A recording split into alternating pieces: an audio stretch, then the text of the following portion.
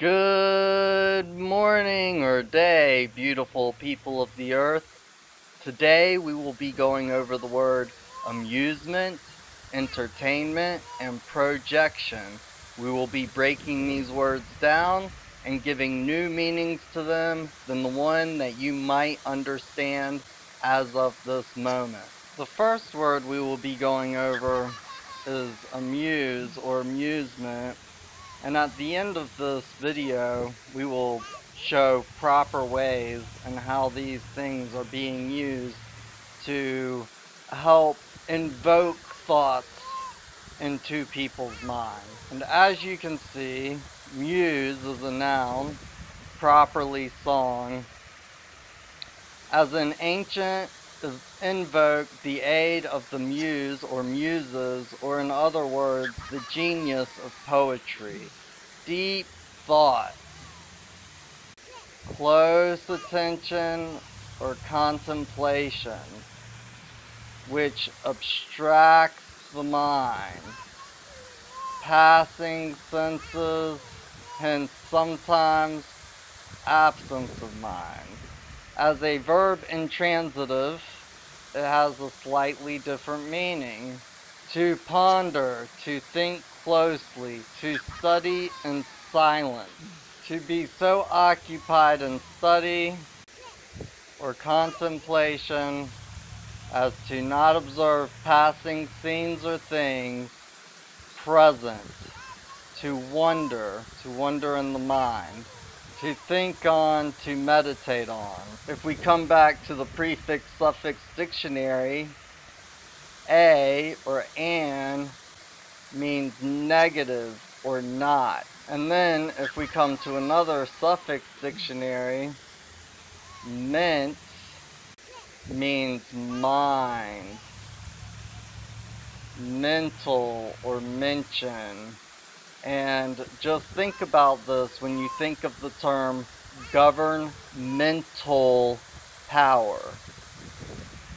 So when we break this word down to the prefix a means not or negative. The root word muse means deep thought, think closely, study, or contemplate. The suffix ment means mind. So quite literally, the word is telling you not have deep thought, think closely, study, or contemplate in the mind. It's basically amusement or amusing means not to think, not to have deep thoughts, not to have your own original thoughts. That's because it's amusing. You're not thinking about it. You're laughing at it. You're being entertained by it, and entertain will be our next word. So entertain is interesting because it has two root words.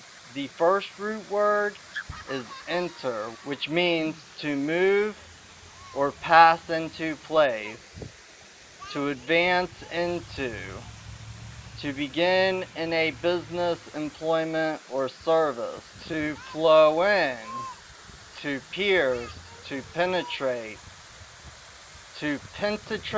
mentally, to engage in, to be initiated in. Now the next root word is tain. Thin tin plate for mirrors, so a reflection.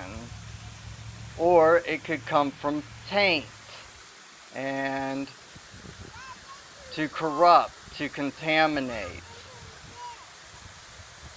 to convict, prove guilty, kind of bad thing. So it's either taint, a reflection, or a mirror, or it's taint, and they just drop the T in the actual creation of the word, and that would mean to corrupt or contaminate, and we'll go over both versions of that interpretation.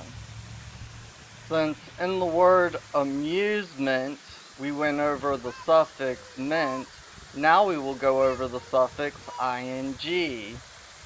Here's the suffix ing from the suffix and prefix dictionary.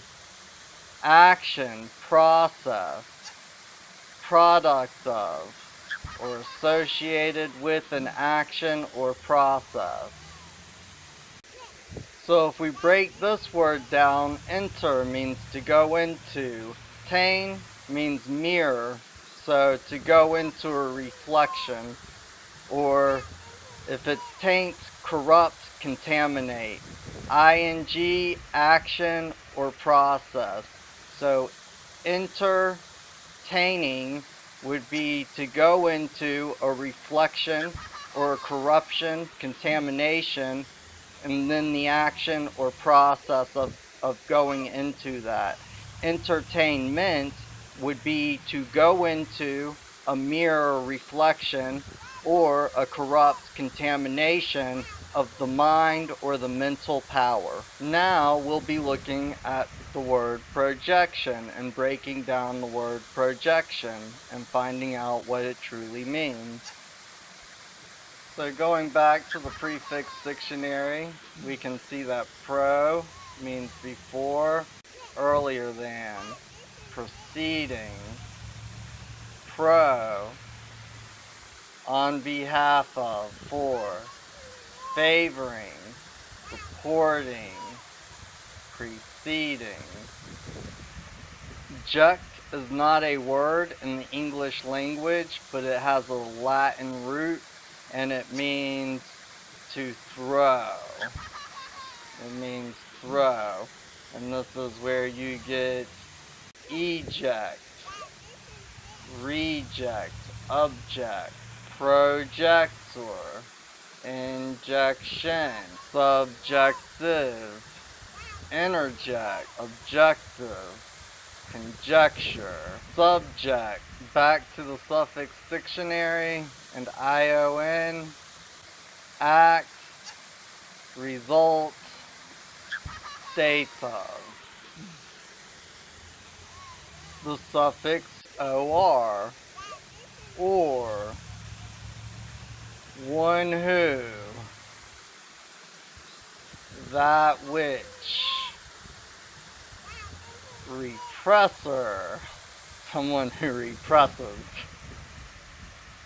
Another meaning, or, noun, condition or activity, valor, honor, humor, minor. So let's go over this word. If we break down the suffix, pro, favoring, supporting, or before, ject, to throw, ion, act, result, or state of, or, the suffix or, and ion is also a suffix, but the suffix or, condition or activity, one who, that which, as repressor. Okay, so when you get a projection from a projector, then it is a pro favoring whoever supports what is being projected, and they're throwing that projection into your mind with entertainment and amusement. So let's use these words in a real-world application. Through the projection of the media using entertainment and amusement, corrupting the mind and not having the people think for themselves, they predicted and projected that Trump would win the election. Now, because they predicted and projected that Trump would win the election, Hillary Clinton conceded to defeat. The moment that Hillary Clinton conceded to defeat, Trump was the only electorate left in the race, so there was no need to count any more votes. Now, I am not saying that I am for Hillary or for Trump. I'm actually glad that Trump got arrested.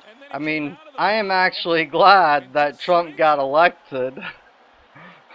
because I got to write them a letter and say, "You're fired," and get myself on a whole new government watch list that I was not on before. My view on politics is whenever somebody wishes to talk politics with me, I always tell them this joke.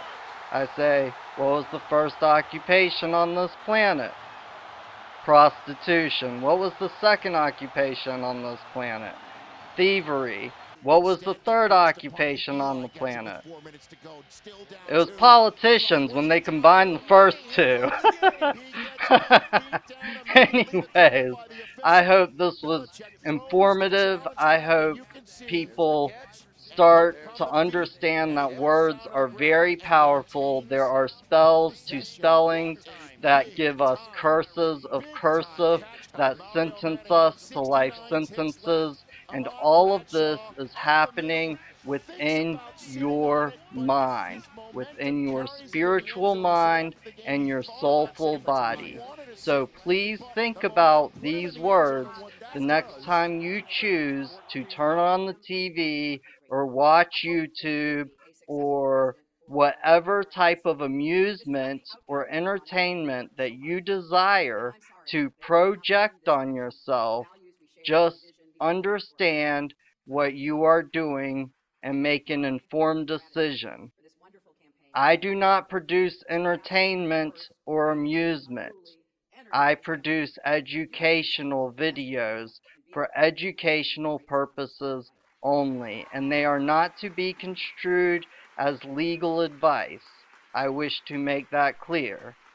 I am just Conspiracy from the JC and Shaman Show, and I just wish to conspire with other good people on this planet to leave a better world for future generations than the world we all grew up in. And people who are leaving comments asking me questions about law, if you go to Common Law Word Nerds on Wednesday at 9 o'clock Eastern Standard Time, we are on the phone and you can ask us questions. It is almost impossible to answer somebody's question effectively on a chat of YouTube. It's still really hard on Common Law Word Nerds, but we get a little bit better of an idea. You'll also find more places to find us there. You can also go to Common Law Shamanism on Facebook or Redress for Dummies on the internet. I will leave links below. Thank you. It was my introduction to a culture that has abandoned justice. I teach law school and I speak to young law students all the time, students just entering law school, and I like to ask them, why are you coming to law school? And they raise their hand with idealistic answers like, I believe in justice, I want to help the community, to make the world a better place. And I then go on to share with them one of my favorite quotes from an unnamed law student. The first thing I lost in law school was the reason why I came. I tell them, you're about to start a first-year curriculum where you are going to learn the law is about rules and doctrine. It's reduced to black letters on a white page. You will soon forget there are people behind these cases. The law teaches you that we have to think but not feel. The legal profession devalues humanity. As lawyers, we are expected to perpetuate a cold, uncaring, process-driven system, and that starts in law school.